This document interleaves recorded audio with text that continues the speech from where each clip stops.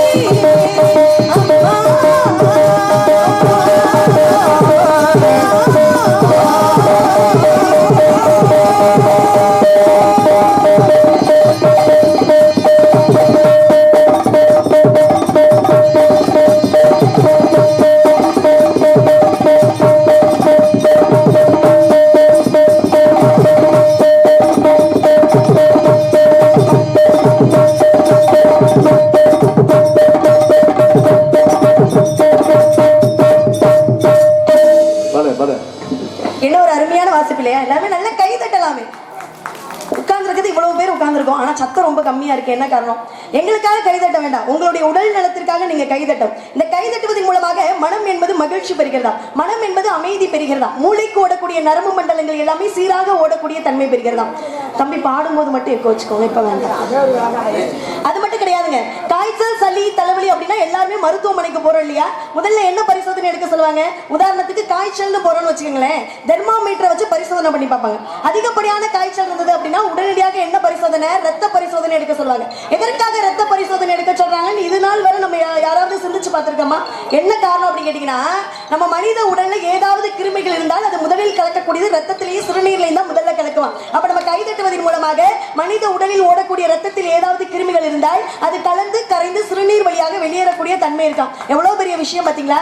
அது மட்டும் கிடையாதுங்க. இப்ப சர்க்கரை நோய் அப்படின்ற விஷயம் சிறுவர்கள்ல தொடங்கி முதியவர்கள் வரை இப்ப எல்லாருமே பிரபலமான ஒரு நோய் ஆயிடுச்சு. சர்க்கரை நோய்னா என்னன்னு தெரியுமா உங்களுக்குலாம்? ஏன் எல்லாரும் அப்படி பேய் அடிஞ்ச மாதிரி உட்கார்ந்து இருக்கிறீங்களா? என்ன காரணம்? ரொம்ப ஆர்வமா இருக்காங்கன்னு நினைக்கிறேன் இல்லையா? அமைதி இருக்கிற இடத்துல ஆர்வம் அதிகமாவே இருக்கும் அப்படின்னு சொல்லுவாங்க. அதனால ரொம்ப ஆர்வமா இருக்கீங்க. மெய் மறந்து உட்கார்ந்துருக்காங்க. மெய் மறந்து. ஆமா, அப்படியா? என்ன ஞாபகம் இருக்கா? அவங்க எல்லாருக்கும் ஞாபகம் இருக்கு பாருங்க. பக்கத்து முன்னாடி உட்கார்ந்து எப்படி தலையாட்டுறாங்க பாருங்க. ரொம்ப நன்றி. ஏன் அப்படின்னு கேட்டீங்கன்னா, சர்க்கரை நோய் அப்படின்ற விஷயம் எல்லாருமே பிரபலமான ஒரு நோய் ஆயிடுச்சு. இந்த சர்க்கரை நோயின்னு சொல்றாங்களே அப்படின்னா என்ன அப்படின்னு யாருக்காவது தெரியுங்களா? இத்தனை நாள் வரை இந்த சுகர்னு சொல்றாங்க பாருங்க. தமிழ்ல சொன்னா இப்ப யாருக்குமே ஒண்ணுமே புரியறது கிடையாது, ஆங்கிலத்துல பேசினாதான் புரியுது. இப்ப இந்த சர்க்கரை நோய் அப்படின்னா என்ன அப்படின்னு கேட்டீங்கன்னா, மனித உடல்ல ஓடக்கூடிய ரத்தத்துல இன்சுலின் என்று சொல்லக்கூடிய ஒரு காரத்தன்மை இருக்குமா, அது நடுநிலையாக இல்லாமல் அதிகரிப்பதும் குறைவதும் தான் இந்த சர்க்கரை நோய்க்கான காரணமா. அப்ப நம்ம கைதட்டுவதன் மூலமாக அழுத்தமாகப்பட்டது ரத்தத்துல கொடுக்கப்பட்டு இன்சுலினுடைய தன்மையாகப்பட்டது நடுநிலையாக வச்சிருக்கக்கூடிய தன்மை பெறுது. சர்க்கரை நோயை இல்லாமல் போவதற்கான வாய்ப்புகள் அதிகமாக இருக்கு அப்படின்னு மருத்துவர்கள் ஆராய்ச்சி மூலமாக கண்டுபிடிச்ச ஒரு உண்மை. அதனாலதான் நம்மளுடைய முன்னோர்கள் திருவிழாவை அமைத்து முளைப்பாரியை நடுவில் வச்சு கும்மி அடிக்கக்கூடிய பழக்கத்தை எதற்காக கொண்டு வந்தாங்க?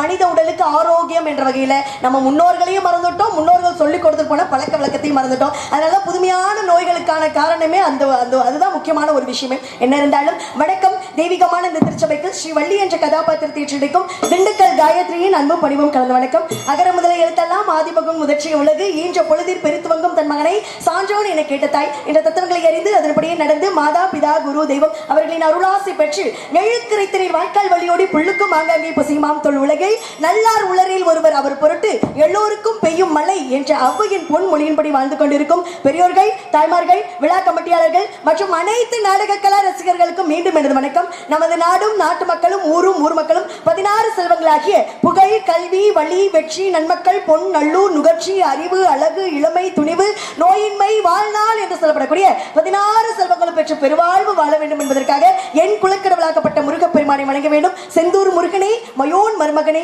ஈசன் மகனே, ஒரு கை முகன் தம்பியே, உன் தண்டைக்கால் எப்பொழுதும் நம்பியை கை தொழுவாய் நான் என்று அந்த அருணகிரியா திருப்புகள் பாடுவது போன்று அந்த திருச்செந்தூர் முருகனை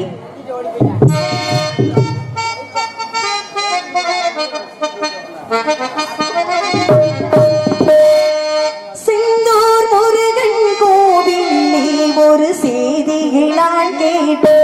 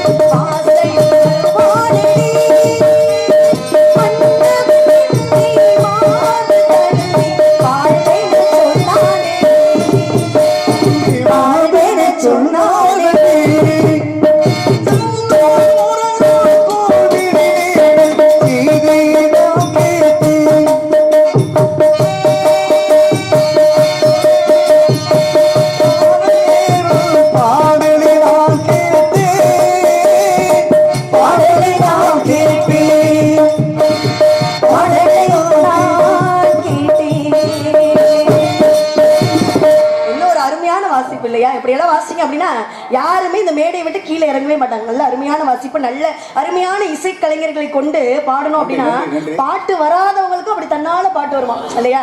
அப்படிப்பட்ட பெருமை இந்த மேடைக்கு உண்டு. பரவாயில்ல. ஆத்தாலே இங்க அபிராமி வள்ளி அண்டமெல்லாம் பூத்தாலே மாதுளப்பு நிறைத்தாலே அங்கையில் பாசமும் வெள்ளும் கருவும் சேர்த்தாலே அந்த முக்கணியை தொழுவருக்கு ஒரு திங்களுக்கு என்று அந்த அபிராமி பட்டர் போற்றுவது போன்று அந்த கற்பூரனாகி வணங்க வேண்டும், அந்த வீர காளியம்மனை வணங்க வேண்டும், அந்த பத்ரகாளியம்மனை வணங்க வேண்டும், அந்த முத்தாளம்மனை வணங்க வேண்டும். இப்படியெல்லாம் வணங்கலாம் என்றால்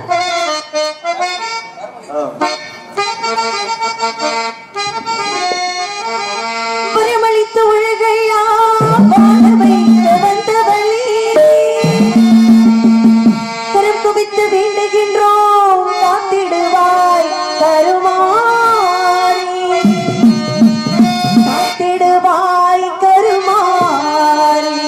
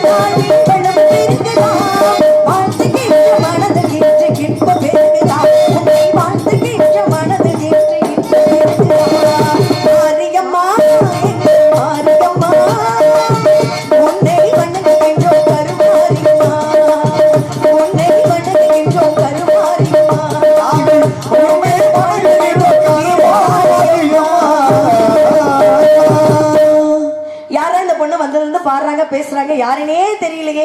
அந்த கை தட்டிய ஒரு நல்ல உள்ளத்திற்கு மட்டும் நன்றி. ஆமா, ஏன்னா மற்றவங்க தான் கை இல்ல, நல்ல இறைவன் கொடுத்த 2 கரங்கள் நமக்கு நல்லா தானே இருக்கு. எங்களுக்காக இல்லைனாலும் உங்களுடைய உடல் நலத்திற்காக தட்டினா தானே நல்லா இருக்கும் இல்லையா? தாய் குலங்கள் தட்டுங்க, தாய் தானே பாடு.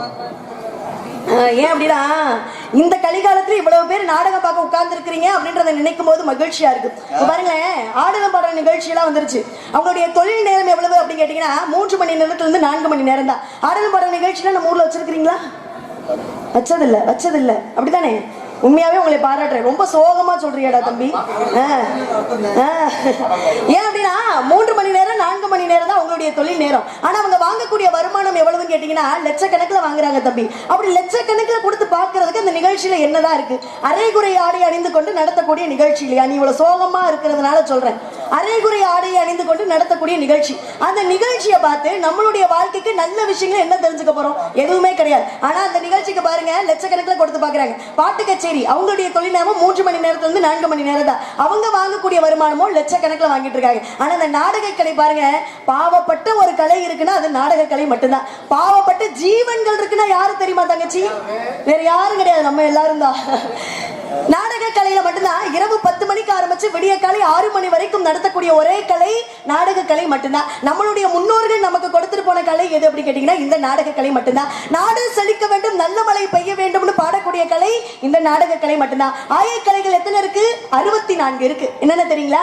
அக்கறை இலக்கணம், லிகிதம், கணிதம், வேதம், புராணம், வியாக்கரணம், நீதிநூல், ஜோதிடம், தர்மசாஸ்திரம், யோகம், மந்திரம், சகுனம், சிற்பம், வைத்தியம், உருவசாஸ்திரம், இதிகாசம், காவியம், அலங்காரம், மதுரபாடனம், நிறுத்தம், சத்தபரமம், வீணை, வேணு, மிருதங்கம், தாளம், அகத்திர பரீட்சை, கனக பரீட்சை, ரத பரீட்சை, அஸ்வ பரீட்சை, ரத்தின பரீட்சை, பூ பரீட்சை, சங்கிராம இலக்கணம், மல்யுத்தம், ஆகர்ஷணம், உச்சாரணம், வித்துவேசனம், மதனசாஸ்திரம், ரசவாதம், காந்தரவாதம், பைப்பிளவாதம், தாதுவாதம், கெடுத்துக்கவாதம், காருடம், நட்டம், முட்டி, ஆகாய பிரவேசம், ஆகாய கமனம், பிரயோக பிரவேசம், அதிர்ஷ்யம், இந்திரஜாலம், மகேந்திரஜாலம், அக்னிஸ்தம்பம், ஜலஸ்தம்பம், வாயுஸ்தம்பம், கண்ண சொந்தம், கட்க சொந்தம், அவத்தை பிரயோகம் என்று சொல்லக்கூடிய ஆயக்கலைகள் எத்தனை இருக்கு தம்பி? 64 இருக்கு. இந்த 64 கலைகளுமே சிறந்த கலை, முதன்மையான கலை எது தெரியுமா? நம்முடைய நாடக கலை மட்டும்தான். நாடக கலையை நீங்க மதிக்கணும், நாடக கலைஞர்களை நீங்க போற்றணும் அப்படின்னு கேட்டுக்கொண்டு வள்ளி அவர்களை நான் இந்த மேடைக்கு இன்னைக்கு தான் சந்திக்கிறேன். காயத்ரி அவர்களை இதுவரை எந்த வள்ளியம் அவர்கள் சொன்னதில்லை. 64 கலைகள் சொல்லுவாங்க, ஆனால் சொன்னது கிடையாது. இன்னைக்கு தான் முதல்ல அந்த இதையை நான் கேட்டிருக்கேன். இந்த பெருமை நம்ம ஊருக்கு சேரும், அது எனக்கும் அந்த பெருமை சேரும் என்று தெரிஞ்சு நன்றி. ஏன் அப்படின்னா ஒருவரை பாராட்டுவதற்கும் ஒரு மிகப்பெரிய உயர்ந்த உள்ளம் இருக்கிறவங்களால தான் பாராட்ட முடியும். உயரத்தில் உயர்ந்தவங்களாம் மனிதர்கள் கிடையாது. TMA அருண் அப்பா மாதிரி உள்ளத்தில் உயர்ந்தவங்க தான் மனிதர்கள் அப்படிங்கிறத சொல்லிட்டு என்னுடைய தாய்க்கு தந்தைக்கு பாருங்களேன் ஒரு பிரச்சனை. ஏன்னா பிரச்சனை இல்லாத மனிதர்கள் எங்கேயாவது இருக்கிறோமா? நிச்சயமாக கிடையாது இல்லையா? என்னுடைய தாய்க்கு தந்தைக்கு என்ன பிரச்சனை அப்படின்னு பாத்தீங்கன்னா, பிறந்த 7 பிள்ளைகளுமே இப்படி ஆண் பிள்ளைகளாக போயிருச்சு. நம்மளுடைய முதுமை காலத்தில் நம்மை காப்பதற்கு ஒரு பெண் பிள்ளை கூட இல்லையா அப்படின்னு ரொம்ப வருத்தப்பட்டு இருந்தாங்க. அப்படி வருத்தப்படும் சமயத்தில் வள்ளி கிழங்கு தோண்டிய பள்ளத்தில் என்னை கண்டெடுத்து வள்ளி என நாமமிட்டு செல்லமாக கண்ணும் கருத்துமாக வளர்த்து வருகிறார்கள். அதை கூறுவதற்காக காத்துட்டு இருக்காங்க. அவங்க அப்படியே காத்துட்டு இருக்கட்டும் தம்பி. வாங்குற வருமானத்துக்கு என்னை பொறுத்த அளவுக்கு நான் எப்படி தெரியுங்களா, வாங்குற வருமானத்தை விட அதிகமாக உழைக்கணும் அப்படின்ற நோக்கத்துல தான் மேடையில வந்து நிற்பேன். அப்படின்னா இறைவனுடைய அருள்னால எல்லா செல்வமே என்கிட்ட இருந்தாலும் இந்த நடுராத்திரி நேரத்துல ஏன் இப்படி அரிதாரத்தை போட்டு நிக்கிறேன் அப்படின்னா, மக்களுக்கு தெரியாத பல நல்ல கருத்துக்களை சொல்லணும் அப்படின்ற ஒரே நோக்கம் தான். எப்படி ஒரு பெண் 10 மாதம் பத்தியம் இருந்து ஒரு குழந்தையை பெற்றெடுக்கிறாளோ அது மாதிரி எனக்கு ஒவ்வொரு இரவுமே பிரசவம் மாதிரி தான். நான் கற்ற கல்வி மக்களிடம் கொண்டு போய் சேர்க்கணும் அப்படின்ற நோக்கத்திற்காக மட்டுமே மேடை ஏறி இருக்கக்கூடிய காரணம் காசுக்காகவோ பணத்துக்காகவோ கிடையவே கிடையாது. அதனால உங்களுக்கு தெரியாத பல நல்ல கருத்துக்களை சொல்லணும் அப்படின்னு நான் ஆசைப்படுறேன். கேட்க நீங்க எல்லாம் தயாரா இருக்கீங்களா? தயாரா இருக்கீங்க? சொல்லுங்க. கவிஞர் கண்ணதாசனை எல்லாருக்கும் தெரியும், அப்படிதானே? தத்துவ பாடல்கள்னு எடுத்துட்டாலே நம்மளுடைய கண்களுக்கு முன்பாக வருவது கவிஞர் கண்ணதாசன் மட்டும்தான். அப்படிப்பட்ட ஞானி வாழ்க்கை இப்படித்தான் வாழ வேண்டும் என்று சொல்லிக் கொடுத்துட்டு போன கவிஞர் கண்ணதாசனாலேயே வாழ்க்கையை முறையாக வாழ முடியல அப்படிங்கறத உண்மையான ஒரு விஷயமே. நம்ம கூட எல்லாம் ஒரு 4 நண்பர்கள் இருப்பாங்க, அறிவுரை சொல்றேன் அப்படின்ற பேர்ல. தயவு செய்து அவங்க பேச்ச கேட்கவே கேட்காதீங்க, வாழ்க்கையில துளி அளவு கூட முன்னேறவே முடியாது. கவிஞர் கண்ணதாசனோட ஒரு 4 நண்பர்கள் இருந்தாங்க. என்ன தெரியுங்களா சொன்னாங்க? கண்ணதாசா, நல்ல தத்துவ பாடல்கள் எல்லாம் கொடுத்துட்டு இருக்க, இப்ப வரைக்கும் லட்சக்கணக்கில் மட்டும்தான் சம்பாதிக்கிற. இந்த பணத்தை எல்லாம் போட்டு சம்பாதிச்சு வச்சிருப்பீல பணம் எல்லாம், அந்த பணத்தை எல்லாம் போட்டு ஒரு பணத்தை எடு, அது ஒரே நாள்ல ஓகோன்னு ஓடும், நீ ஒரே நாள்ல கோடீஸ்வரன் ஆயிரலாம்னு அறிவுரை சொல்றாங்க. கேட்கலாமா? அதனாலதான் நம்மளுடைய முன்னோர்கள் அழகாக சொல்லி வைத்தார்கள், தெரியாத தொழில தொட்டவனும் கேட்டா, தெரிஞ்ச தொழில விட்டவனும் கேட்டா இல்லையா? கவிஞர் கண்ணதாசன் இருந்த பொண்ணு பொருள் வீடு மனைவியுடைய நகைகள் எல்லாத்தையும் போட்டு ஒரு படத்தை எடுத்தார். அந்த படத்தினுடைய பெயர் என்ன தெரியுமா? கவலை இல்லாத மனிதன் படம் எடுத்தார். மனுஷன் அதோட கவலையா போயிட்டார். அவ்வளவு கலை, அவ்வளவு பெரிய கோடீஸ்வரனாக வாழ்ந்த மனிதர், ஆனா இறக்கும் போது கடனாளியாக இறந்தார் என்பது உண்மையான ஒரு விஷயம். இதுல இருந்து என்ன தெரியுங்களா தெரியுது?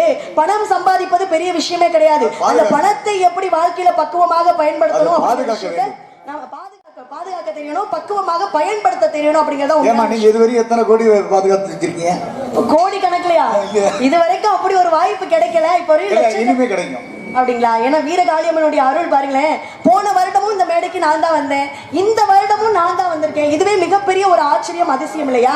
ஏன்னா மற்ற மக்கள் என்ன நினைப்பாங்க, போன வருஷம் தானப்பா திண்டுக்கல் காயத்ரிய ஸ்ரீபாட்டா பார்த்தோம், இந்த வருஷம் வேற யாரையாவது ஸ்ரீபாட்டா அப்படின்னு கேட்டுக்கலாம். ஆனா இந்த மேடையிலையும் இந்த நேரத்திலையும் இந்த வீரகாளியம்மனுடைய அருள்னால திண்டுக்கல் காயத்ரியத்தான் நாங்க பார்க்கணும் அப்படின்னு இவ்வளவு மக்களும் வீரகாளியம்மனுடைய அருள்னால உட்கார்ந்துருக்காங்க பாருங்க. அவங்களுக்கு மிகப்பெரிய பாராட்டு நான் தெரிவிச்சுக்கிறேன். நான் பாராட்டுறேன். அதே நேரத்தில் இந்த வள்ளியை இந்த மேடைக்கு இப்ப மறுபடியும் போட்டதுக்கு ஒரு காரணத்தை நான் சொல்றேன்.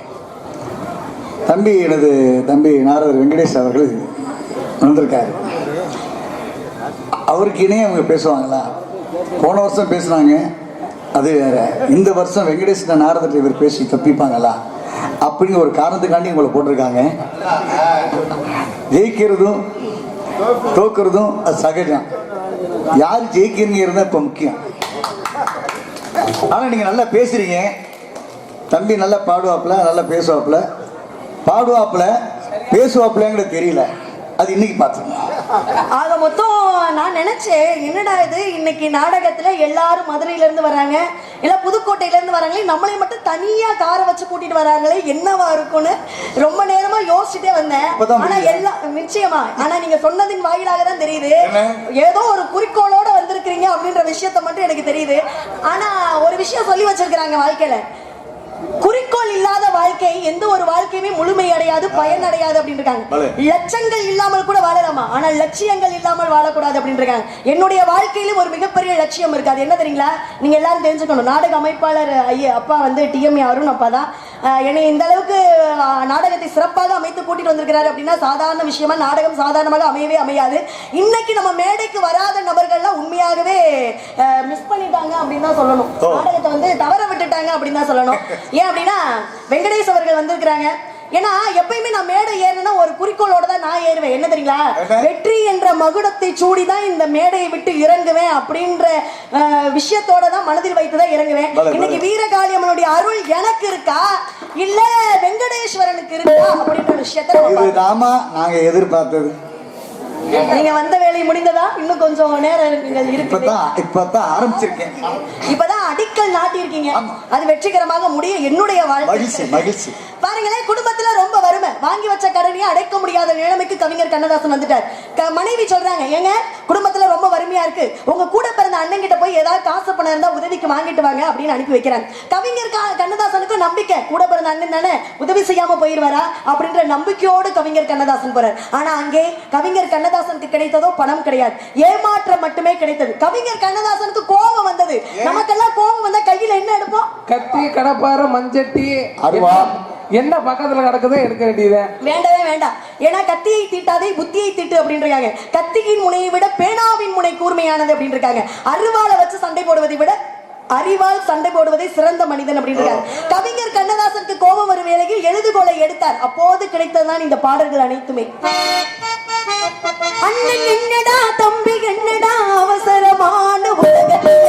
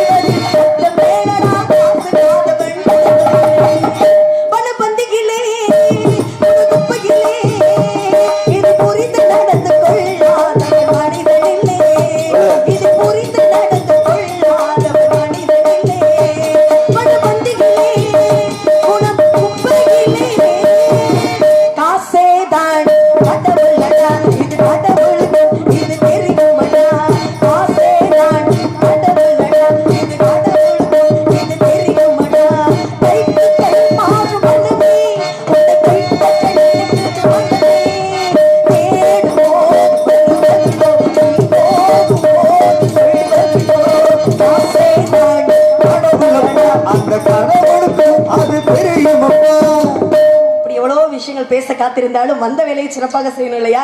நான் எதுக்காக வந்திருக்கிறேன் அப்படின்னு பாத்தீங்கன்னா, நம்ம மேடை ஏறிட்டோம் அப்படின்னாவே சிறப்பான முறையில் அமையணும். என்னையெல்லாம் நீங்க எதுக்காக கூட்டிட்டு வந்திருக்கீங்க தெரியுங்களா? உங்களுடைய வரி பணத்தை எல்லாம் போட்டு என்னை எதுக்காக கூட்டிட்டு வந்திருக்கீங்க தெரியுங்களா? வரி பணம் வீணா போக கூடாதுன்னு உங்களை கூட்டிட்டு வந்திருக்கோம். காதல் செய்வதற்காக கூட்டிட்டு வந்திருக்கீங்க. உங்க காதல் பண்ண என்னங்க இவ்வளவு தூரம் நல்லா பேசுறீங்க, முருகனையே நினைச்சு பாண்டிங்க, ஏதோ கதையெல்லாம் சொன்னீங்க, கடைசியில நாங்கெல்லாம் காதல் பண்ணா வெட்டி அடிக்கிறாங்க. அப்ப காதல் ஒரு காதல் பண்ணா ஒண்ணும் பண்ண மாட்டாங்க, பார்த்ததெல்லாம் காதல்னா அடிக்காம என்ன செய்வாங்க? அப்பா நீங்க ஒரு விஷயத்தை நல்லா தெரிஞ்சுக்கணும். நான் நல்லா தெரிஞ்சுக்கேன். ஏன்னா ஒரு மனிதனுடைய வாழ்க்கை முழுமை அடைவதே காதல்னால மட்டும்தான். அது உண்மையான காதல்னால மட்டும்தான். உண்மையான காதல் வந்துருச்சுன்னு வச்சுங்களேன், குடிசையில இருந்தாலும் கூட கோபுர மாளிகைக்கு போவதற்கான வாய்ப்பு அதிகமாக இருக்கு. அதுக்கு இறைவனுடைய அருள் வேணும். ஆனா அந்த இறைவனையே காதலிச்சா எப்படி இருக்கும்? என்ன ஒரு ஆச்சரியம், என்ன ஒரு அதிசயம். அப்படிப்பட்ட காதலுக்குரிய காதலன் எங்கதான் இருக்கிறாரு அப்படின்னு தெரியல. அவர் யாருன்னு உங்களுக்கு எல்லாம் சொல்லணும் இல்லையா? ஒரு 2 எடுத்துக்காட்டுகள் சொல்றேன், அதன் மூலமா நீங்க எல்லாம் தெரிஞ்சுக்கணும். அருணகிரிநாதர் என்று சொல்லப்படக்கூடிய ஒரு நபர் இருந்தார். அவர் பாருங்களேன், தற்கொலை பண்ணிக்கணும் அப்படிங்கறடைய மனநிலையை மாற்றி தற்கொலை பண்ற எண்ணத்துல இருந்து மீட்டு கொண்டு வரலாம். ஆனா தற்கொலை செய்யணும் அப்படின்னு மலை மேல இருந்து குதிச்சிட்டார். ஆனா அவரை யாருனாலையாவது காப்பாற்ற முடியுமா? நிச்சயமாக முடியாது. நொடி பொழுதுல கீழே விழுந்து இறந்துடணும், இதுதான் உலக நியதி. ஆனா அருணகிரிநாதரை, திருவண்ணாமலையில இருந்து கீழே விழுந்த அருணகிரிநாதரை தன்னுடைய கைகளில் ஏந்தி, அருணா நீ முத்து முத்தாக பாட வேண்டுமடா என்று சொல்லி என்ன பாட வைத்தார்? முத்தை தருவத்தி திருநகை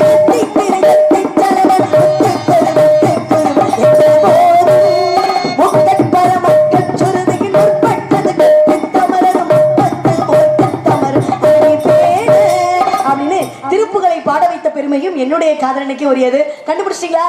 இன்னொரு எடுத்துக்காட்டு இல்ல, அப்ப இன்னொரு எடுத்துக்காட்டு சொல்றேன். அப்ப கர்நாடகா மாநிலத்திலிருந்து பாலதேவ கவிராயர் என்று சொல்லப்படக்கூடிய ஒரு நபர். அவருக்கு பாருங்களேன், தீராத வயிற்று வலினால துடிக்கிறார்.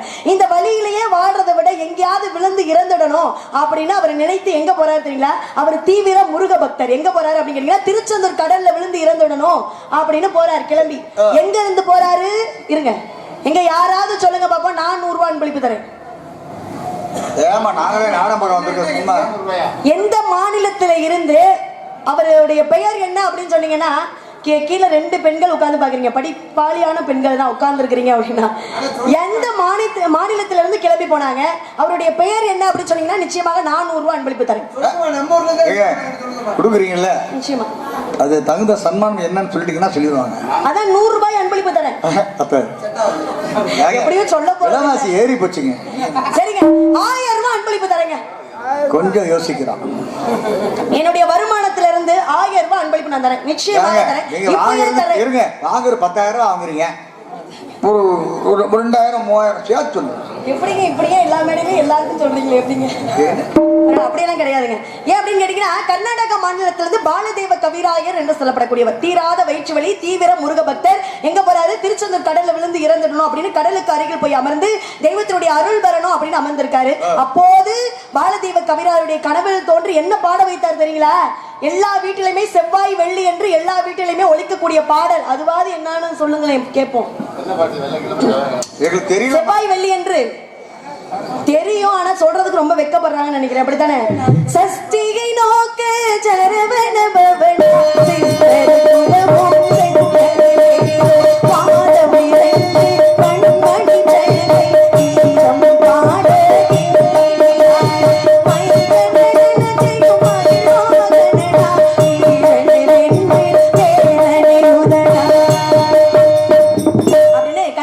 பாட வைத்த பெருமையும் என்னுடைய காதலனுக்கு உரியது.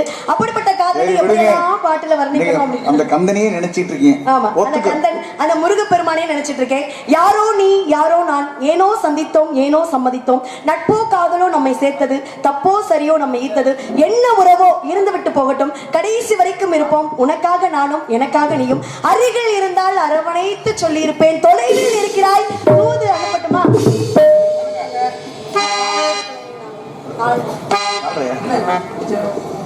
சரி,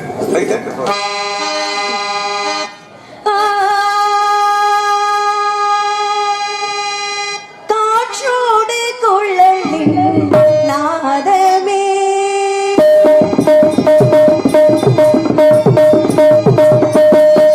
காற்றோடு குழலின் நாதமே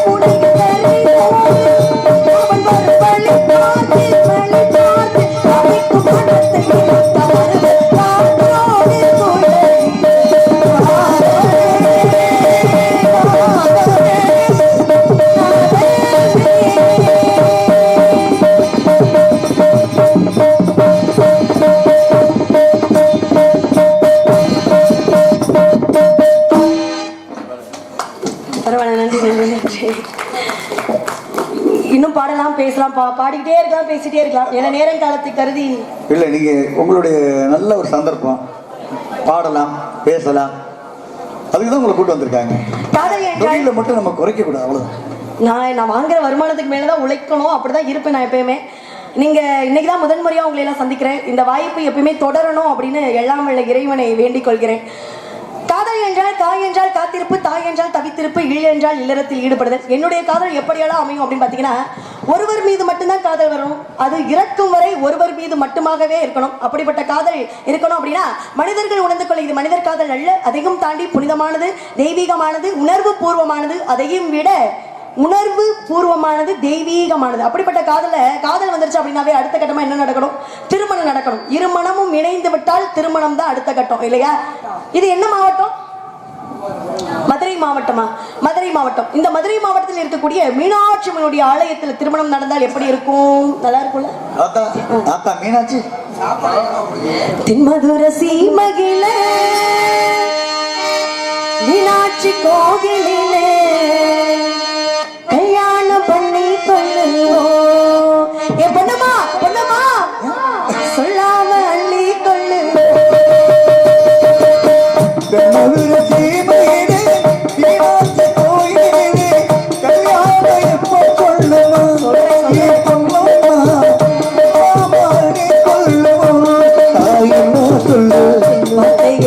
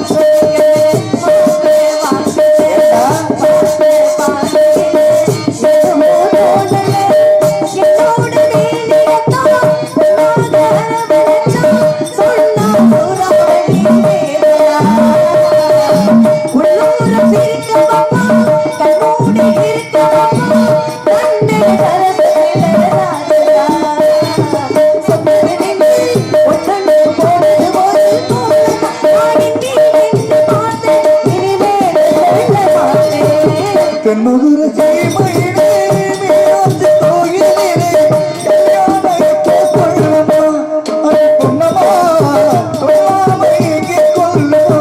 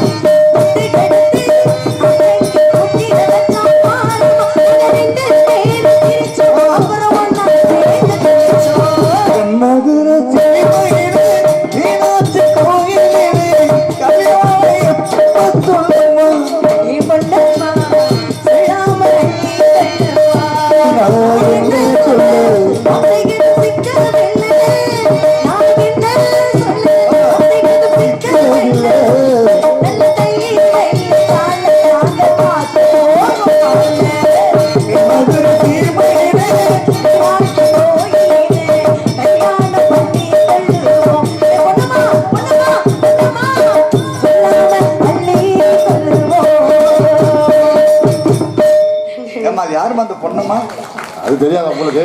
அது வந்து தெரியுமில்ல? அத மாமியார், மாமியாருக்கு பொன்னம்பலம்னா சிவன். ஆமா, பொன்னம்மானா அவங்களுடைய மனைவி இல்லையா, மாமியார். எனக்கு தெரியாது. ஒரு பெண்ணு புகுந்த வீட்டுல நிம்மதியா வாழணும் அப்படின்னா மூன்று நாறு சரியா அமைஞ்சிட்டாங்கன்னாவே வாழ்க்கை சிறப்பா அமையும். என்ன தெரியுங்களா? ஒண்ணு நாத்த நாறு, எப்படி நாத்த நாறு, கொழுந்த நாறு, மாமன் நாறு. அது என்ன நாறு? அது என்ன நாறு நாரா வருது இல்ல? ஆமா, இவங்க எல்லாம் சரியா அமைச்சிட்டாங்க அப்படின்னா புகுந்த வீட்டுல எந்த ஒரு பெண்ணுமே சிரமப்படணும் அப்படின்னு அவசியமே இல்லை. என்னைய மட்டுமே பாட சொன்னீங்க, பேச சொன்னீங்க அப்படின்னாவே நானே நாடகத்தை முடிச்சிருவேன். இருந்தாலும் வரக்கூடிய நபர்கள் எல்லாம் சந்திக்கணும், அதுவும் ஒரே குறிக்கோளோட வந்திருக்கிறீங்க. வெங்கடேஷ் நாரதரோட பேசணும், என்ன நடக்குது அப்படின்றத பார்க்கணும் அப்படின்னு இதே ஆர்வத்தோட அனைவரும் காத்திருக்கணும். நன்றி நன்றி நன்றி.